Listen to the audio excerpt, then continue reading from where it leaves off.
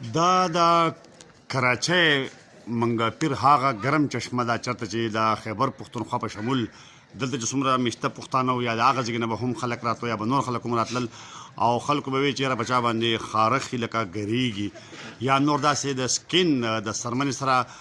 تړلې بیمارۍ نو لکه هغه به دلته خلکو وایي چې یاره په دې اوبو باندې ولمبي نو هغه په دې باندې ښه کېږي. دلته یو چشمه وه قدرتي وه او د هغې خپل یو سور څنګه چې چیني په غرونو کې او رابهیږي د هغې نه اوبه نو دا چشمه وه دلته کې اوس د هغې چشمې چې کوم دی نو قدرتي حسن تباه و برباد شوی دی. دلته کې چې کوم دی نو پته نه لګي دغه ناظم غلام مرتضی بلوچ د ده په وینا باندې به داسې شوي چې د چشمې هغه قدرتي حسن چې کوم دی نو تباه و برباد دی. نه قدرتي چشمه شته نه دغه شته بلکې دلته یې ورته دغه جوړې کړي دي او د هر مرض دپاره مفید ہے بغیر ټکټ چې کوم دی نو اندر جانا بھی منع ہے نو دا ټکټ پې لګولی دی او خلک دلته کې راځي او لامبي دي مطلب دا چې په دې باندې پیسې اخلي دا تاسو وګورئ دا جامې ایښودې شوي دي دا غسلخانې دي او زنانه او نارینه چې کوم دی نو دلته کې راځي دا وګوره دا تاسو چې کوم دی نو دا جامې دلته ایښودې شوي دي او دا د قدرتي حسن هغه ستیاناش شوی دی هغه چشمه چې کوم دی نو هغه نشته او دا نایي خانه چې کوم دی نو روډه جوړه شوې ده او په دې باندې دلته کې خلک راځي او د دې نه چې کوم دی نو دغه شانتې لامبي نارینه او زنانه ټول چې څومره خلک دي هغه اوس په دې باندې لامبي او چشمه چې ده نو هغه ورکه ده هغه نشته دی پته نه لګي چې دا اوبه چې کوم دی دا کوم ځای نه راځي ځکه چې دا اوس هغه اوبه نه دي هغه بیخي خوټ کېدلې اوبه وې څنګه چې د چترال ګرم چشمه چې کوم دی نو هلته هم چشمې هغه پټې شوي دي او ښکاره نه دي هغه قدرتي حسن چې کوم دی هغه تباه و برباد دی. دغه شانتې دا ګرم چشمه چې کومه ده د کراچۍ منګافیر د دې هم قدرتي حسن چې کوم دی دا تباه و برباد شوی دی او د دې نه اوس یو کمرشل سیز جوړ شوی دی او په ټکټ باندې باقاعده خلک راځي او نلکې ورته لګېدلي دي او په هغې باندې لامبل کېږي. ہر مرض کا مفید ہے اس کے لیے پانی بہت دور دور سے لوگ آتے ہیں اس کے علاج کے لیے. وہ تو آتے ابھی جو اصل مین پانی ہے وہ نہیں آ رہا ہے سوکھ گیا پیچھے سب جگہوں میں بورنگیں لگائے ہوئے لوگ. نہیں وہ تو گرم نہیں ہے نا وہ تو ویسے عام پانی ہے جو پیچھے سے لگائے ہوئے ہیں یہ تو صرف گرم چشمہ تھے تو یہاں تو گرم پانی آ رہا ہے نا پیچھے سے کھینچ رہے نا کھینچ رہے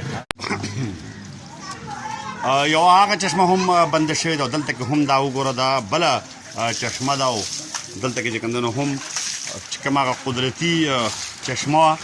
نو هغې لرې کړې ده او دا یو ډیم غونډه یو ډنډ غونډه کې چې کوم دی جوړ شوی دی د ماشومان پکې لامبي ګرمې اوبه دي او دا هم داسې دي چې دلته هم خلک راځي د لامبلو د جو پانی آپ ڈال رہے ہیں یہ گرم ہے بالکل گرم ہے. یہ گرم چشمہ جو پہلے ہوا کرتا تھا وہ جو پہاڑ سے پانی نکل رہا تھا وہ اب نہیں ہے وہ اب نہیں ہے بس ابھی وہی زمانہ ہی نہیں رہا ہے کیونکہ لوگوں کے اندر ایمان ہی نہیں ہے. اگر ایمان ہوتا تو پانی بھی خود چلنا شروع ہو جاتا.